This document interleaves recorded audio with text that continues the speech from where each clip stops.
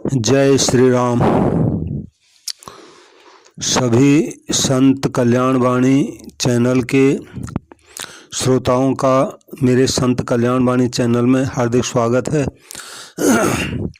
सबसे प्रार्थना है, कृपया यदि आपने इस चैनल को अभी सब्सक्राइब नहीं किया तो चैनल को सब्सक्राइब कर दें और सच्चे संतों की एक कल्याणकारी वाणी है, इसको शेयर तो ज़रूर करें और लाइक करें। आज मैं आपके सामने श्रद्धेय स्वामी राम सुखदास जी महाराज जी की साधकों के प्रति उन्होंने जो प्रवचन दिए थे उनका ये प्रवचन रख रहा हूँ साधकों के प्रति। भाग इसको 9 कह सकते हैं। आज का विषय है प्रतिकूलता में विशेष भगवत कृपा। प्रतिकूलता में विशेष भगवत कृपा यानी प्रतिकूलता जब आती है तो उसमें भगवान की विशेष कृपा होती है, ये इसका मतलब हुआ। तो पूज्य महाराज जी की वाणी में आया है, मनुष्य अनुकूलता को तो चाहता है पर प्रतिकूलता को नहीं चाहता, यह उसकी कायरता है। अनुकूलता को चाहना ही खास बंधन है, इसके सिवाय और कोई बंधन नहीं है। इस चाहना को मिटाने के लिए ही भगवान बहुत प्यार से और स्नेह से प्रतिकूलता भेजते हैं। यदि जीवन में प्रतिकूलता आए तो समझना चाहिए कि मेरे ऊपर भगवान की बहुत अधिक दुनिया से निराली कृपा हो गई है। प्रतिकूलता में कितना आनंद, शांति, प्रसन्नता है, क्या बताऊं। प्रतिकूलता की प्राप्ति मानो साक्षात परमात्मा तत्व की प्राप्ति है। भगवान ने गीता जी में कहा है, नित्यं च समचित्तत्वं इष्टानिष्टोपपत्तिषु। गीता जी के 13वें अध्याय का 9वां श्लोक है आधा। मतलब ये हुआ कि प्रतिकूलता आने पर प्रसन्न रहना चाहिए, यह समता की जननी है। गीता में इस समता की बहुत प्रशंसा की गई है। भगवान विष्णु सर्वदेवों में श्रेष्ठ तभी हुए जब भृगु जी के द्वारा छाती पर लात मारने पर भी वे नाराज नहीं हुए। वे तो भृगु जी के चरण दबाने लगे और बोले कि भृगु जी, मेरी छाती तो बड़ी कठोर है और आपके चरण बहुत कोमल हैं, आपके चरणों में जरूर चोट आई होगी। तो उन्हीं भगवान के हम अंश हैं। ममै वांसो जीव लोके 15वें अध्याय का 7वां श्लोक गीता जी का भगवान ने खुद कहा है, ये जीव साक्षात मेरा अंश है। उनके अंश होकर भी हम इस प्रकार छाती पर लात मारने वाले का हृदय से आदर नहीं कर सकते, तो बताओ हम क्या भगवान के भक्त हैं। प्रतिकूलता की प्राप्ति को स्वर्णिम अवसर मानना चाहिए और नित्य करना चाहिए। क्या हो, भगवान की हम पर बड़ी भारी कृपा हो गई। ऐसा कहने में संकोच होता है कि स्वर्णिम अवसर को प्रत्येक आदमी पहचानता नहीं। यदि किसी को कहें कि तुम पहचानते नहीं हो तो उसका निरादर होता है। अगर ऐसा अवसर मिल जाए और उसकी पहचान हो जाए कि इसमें भगवान की बहुत विशेष कृपा है तो यह बड़े भारी लाभ की बात है। गीता में आया है कि जिसका अंतःकरण अपने बस में है, ऐसा पुरुष राग द्वेष रहित इंद्रियों द्वारा विषयों का सेवन करता हुआ अंतःकरण की प्रसन्नता को प्राप्त होता है और प्रसन्नता प्राप्त होने पर उसकी बुद्धि बहुत जल्दी परमात्मा में स्थिर हो जाती है। गीता जी के 2 अध्याय का 64वां 65वें श्लोक में ये बात भगवान ने कही है।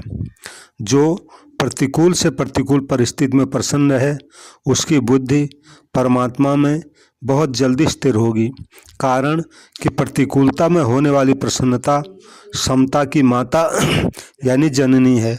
अगर यह प्रसन्नता मिल जाए तो समझना चाहिए कि समता की तो माँ मिल गई और परमात्मा तत्व की प्राप्ति की दादी मिल गई। दादी कह दो चाहे नानी कह दो। प्रतिकूलता की प्राप्ति में भगवान की बड़ी विचित्र कृपा है, मुख्य कृपा है, परंतु इसका अर्थ यह नहीं है कि आप प्रतिकूलता की चाहना करें। चाहना तो अनुकूलता और प्रतिकूलता दोनों की ही नहीं करनी चाहिए। प्रत्युत भगवान जो परिस्थिति भेजें उसी में प्रसन्न रहना चाहिए। यदि भगवान प्रतिकूलता भेजें तो समझना चाहिए कि उनकी बहुत बड़ी कृपा है। वाल्मीकि रामायण के अरण्य कांड में आया है, सुलभा पुरुषा राजन सततं प्रियवादिनों अप्रियस्य च पथ्यस्य वक्ता श्रोता च दुर्लभ। 37वें का दूसरा है, 37वें अध्याय का दूसरा श्लोक है। मतलब ये संसार में प्रिय वचन बोलने वाले पुरुष तो बहुत मिलेंगे, पर जो अप्रिय होने पर भी हितकारी हो ऐसी बात कहने और सुनने वाले दुर्लभ हैं। ये इस श्लोक का अर्थ है। एक मारवाड़ी कहावत है, सती देवे संतोषी पावे जिसकी वासना 3 लोक में जावे। भिक्षा देने वाली सती साध्वी स्त्री हो और भिक्षा लेने वाला संतोषी हो तो उसकी सुगंध तीनों लोकों में फैलती है। ऐसे ही देने वाले भगवान हो और लेने वाला भक्त हो, अर्थात भगवान विशेष कृपा करके प्रतिकूलता भेजें और भक्त उस प्रतिकूलता को स्वीकार करके मस्त हो जाए तो इसका असर संसार मात्र पर पड़ता है। दुख के समान उपकारी कोई नहीं है, किंतु मुश्किल यह है कि दुख का प्रत्युपकार कोई कर नहीं सकता। उसके तो हम हमेशा ऋणी ही बने रहेंगे, क्योंकि दुख बेचारे की अमरता नहीं है। यह बेचारा सदा नहीं रहता, मर जाता है। उसका तो तर्पण भी नहीं कर सकते, श्राद्ध भी नहीं कर सकते, उसके तो ऋणी ही रहेंगे। इसलिए दुख आने पर भगवान की बड़ी कृपा माननी चाहिए। छोटा बड़ा जो दुख आए उस समय नित्य करना चाहिए कि बहुत ठीक हुआ। इस तत्व को समझने वाले मनुष्य इतिहास में बहुत कम हुए हैं। माता कुंती इस तत्व को समझती थी, इसीलिए वे भगवान श्री कृष्ण से वरदान मांगती हैं, विपदः सन्तु न शश्वत तत्र तत्र जगत गुरो भवतो दर्शनं यत्स्यात् पुनर्भव दर्शनम।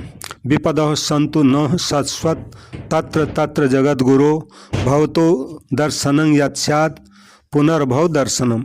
श्रीमद् भागवत के पहले स्कंद का 8वें अध्याय का 25वां श्लोक है।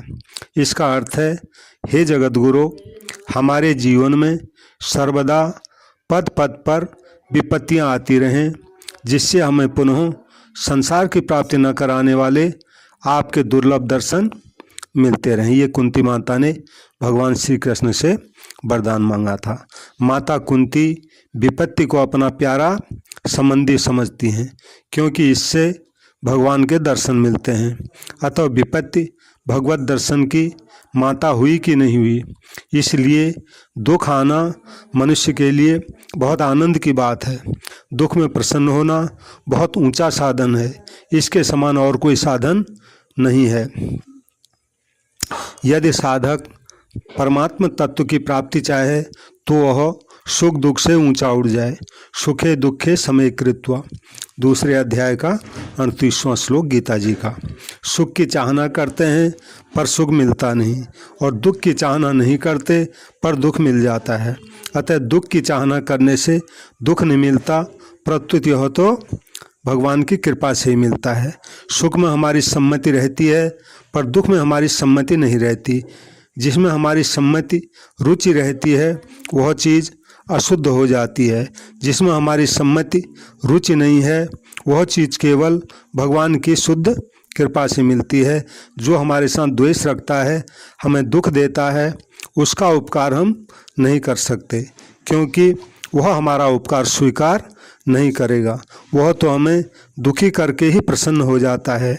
हमारे द्वारा बिना कोई चेष्टा किए दूसरा प्रसन्न हो जाए तो कितने आनंद की बात है। अतः सज्जनों, आगे से मन में पक्का विचार कर लेना चाहिए कि हमें हर हालत में प्रसन्न रहना है। चाहे अनुकूलता आए चाहे प्रतिकूलता आए, उसमें हमें प्रसन्न रहना है, क्योंकि वह भगवान का भेजा हुआ कृपापूर्ण प्रसाद है।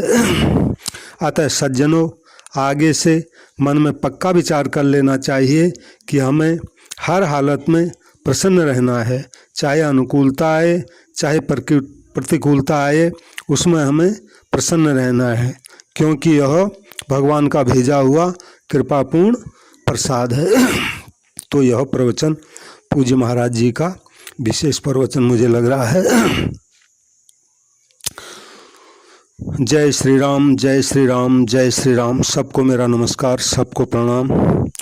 जय श्री राम, जय श्री राम, जय श्री राम।